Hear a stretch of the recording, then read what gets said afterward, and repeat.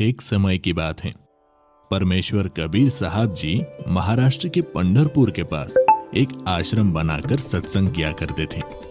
सत्संग में ज्ञान की बातें बताते थे जो सभी लोगों को बहुत अच्छी लगती थी। श्रद्धालु लोग कबीर साहिब जी के ज्ञान से प्रभावित होकर नाम दीक्षा लेकर भक्ति करने लगते थे।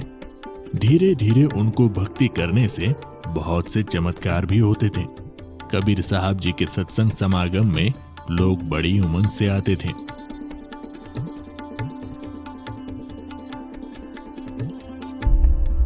उन्हीं भक्तों में से एक भक्त का नाम रंका था।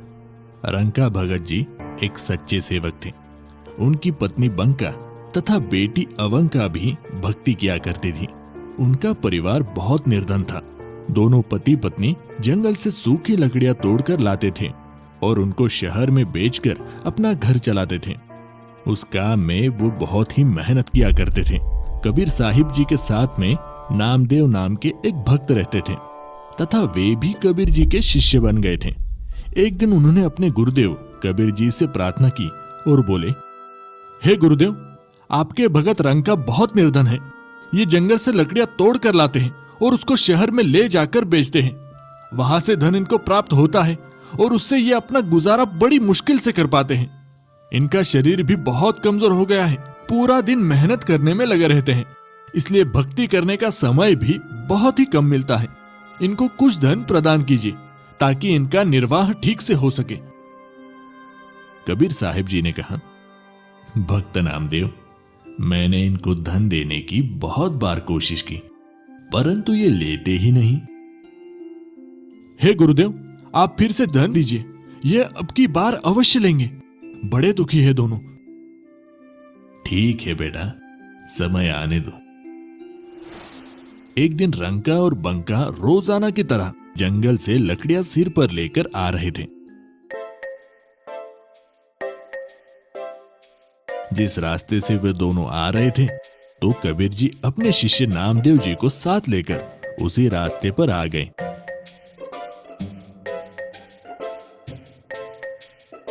उन्होंने रास्ते के बीच में कुछ सोने चांदी के आभूषण तथा कुछ अशरफियां डाल दी और स्वयं दोनों किसी झाड़ी के पास जाकर छुप गए और उनके आने का इंतजार करने लगे। कुछ देर बाद रंका लकड़ियां सिर पर लेकर आगे आगे चल रहा था। उनकी पत्नी बंका भी पीछे पीछे लकड़ियां लेकर आ रही थी। अचानक रंका की नजर नीचे पड़ी। उसने देखा कि सोने चांदी के आभूषण तथा अशरफियां पड़ी हुई है। अरे, इस घने जंगल में ये किसका धन गिर गया है?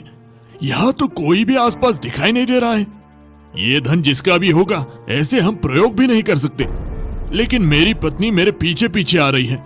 कहीं उसकी नजर इन पर पड़ गई तो वो भक्ति में विचलित हो सकती है, क्योंकि स्त्री को आभूषण बहुत प्रिय होते हैं।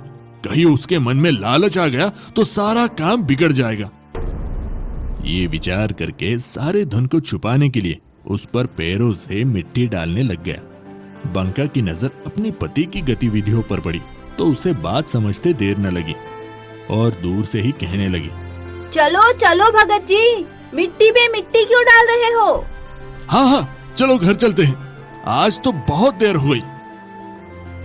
फिर दोनों पति पत्नी उस सारे धन को लांघकर घर चले गए। देख लो नामदेव, अब मैं क्या करूं, ये धन लेते ही नहीं। नामदेव जी को भी एहसास हो गया कि उनके लिए ये धन तो मिट्टी के समान है। वास्तव में धन तो राम नाम की भक्ति का धन होता है जो कभी भी नष्ट नहीं होता। ये इतना निर्धन होते हुए भी भगवान के दिए में खुश थे। अपनी कोई इच्छा नहीं रखते, केवल भक्ति को आधार बनाकर अपनी जीवन यापन कर रहे हैं। ये वास्तव में परम भक्त हैं। कबीर साहिब जी कहते हैं, कबीरा सब जग निर्धना, धनवंता न कोय, धनवंता सोई जानियो, राम नाम धन होए।